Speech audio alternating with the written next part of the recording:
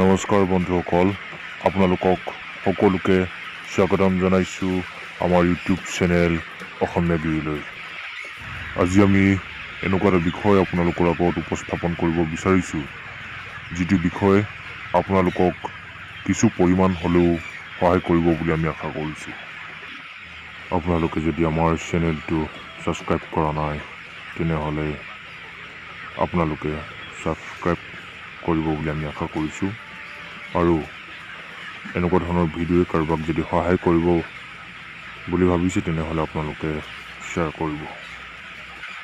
40 দিনত আমি ব্ৰইলাৰ পুহি কেনেকৈ ভাল ফল পাম আৰু কৰিবলগীয়া কি কি কাম থাকে, সেই সকলো আমি এই ভিডিঅ'টোৰ জৰিয়তে আপোনালোকক অৱগত কৰিম। সেয়েহে আপোনালোকে ভিডিঅ'টো শেষলৈকে চাব বুলি আমি আশা কৰিছোঁ। আপোনালোকে ভিডিঅ' স্ক্ৰীণত দেখি থকা কুকুৰাখিনি আজি 22 দিন হৈছে আৰু এতিয়া সময় 7 বাজিছে আৰু ৰাতিপুৱা 7 বজাৰ লগে লগে আমি ফাৰ্মত কাম আৰম্ভ কৰোঁ।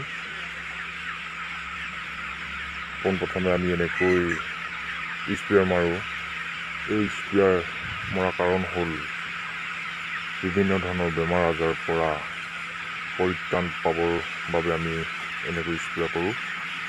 আৰু স্প্ৰে কৰাৰ পাছত আমি তলৰ যিটো ফলিয়া দিয়া হয় বা কিছুমানে ধানৰ যি ফলিয়া, সেই ফলিয়া দিয়ে দিওঁ আৰু কিছুমানে কাঠৰ গুড়ি দিয়ে। এই ফলিয়া বা কাঠৰ গুড়ি আমি খুচৰিব লগা হয়। তাৰ পাছত আমি দিনটোৰ বাবে দানা আৰু পানী যোগান ধৰোঁ।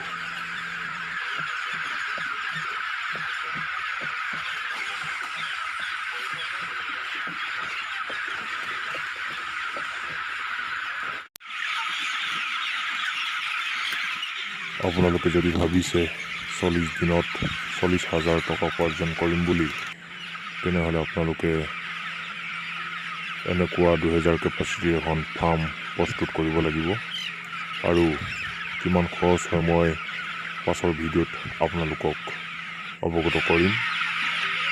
এনেকৈ যদি আপোনালোকে ভাবে এখন ফাৰ্ম কৰোঁ, তেনেহ'লে নিশ্চয় এনেকুৱা এখন ফাৰ্ম কৰিব পাৰে। ধন্যবাদ। জয় অসম।